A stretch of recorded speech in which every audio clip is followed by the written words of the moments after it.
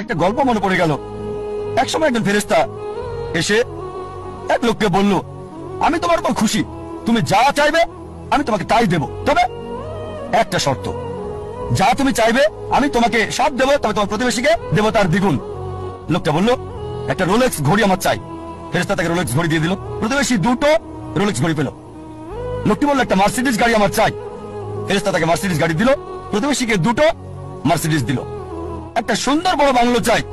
ফেরেশতা তাকে সুন্দর বড় বাংলো দিল, তার প্রতিবেশীকে দেওয়া হলো দুটো সুন্দর বড় বাংলো।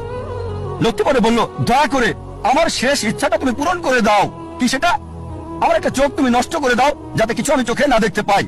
চিন্তা করেন, সে তার নিজের চেয়ে প্রতিবেশীকে নিয়ে বেশি ব্যস্ত। তার জীবন সহজ কিন্তু জটিল সেটা ভাবছে না সে। প্রাচুর্য কি দারিদ্রতা যাই থাকুক, সে বেশি চিন্তিত তার প্রতিবেশীর চেয়ে ভালো জীবন যাপন করা নিয়ে। এ কারণে সে ফেরেশতাকে বলল, আমার একটা চোখ নষ্ট করে দাও, যাতে প্রতিবেশীর দুটো চোখই নষ্ট হয়ে যায়। এভাবে আমরা প্রতিবেশী কেন্দ্রিক। নিজে সুখী কিনা ভাবছে না, দেখতে পারবে কিনা সেটা ব্যাপার না। যেহেতু প্রতিবেশী সম্পূর্ণ অন্ধ হবে, তাই একটা চোখ হারাতে কোনো আপত্তি নাই। প্রতিবেশী কেন্দ্রিক।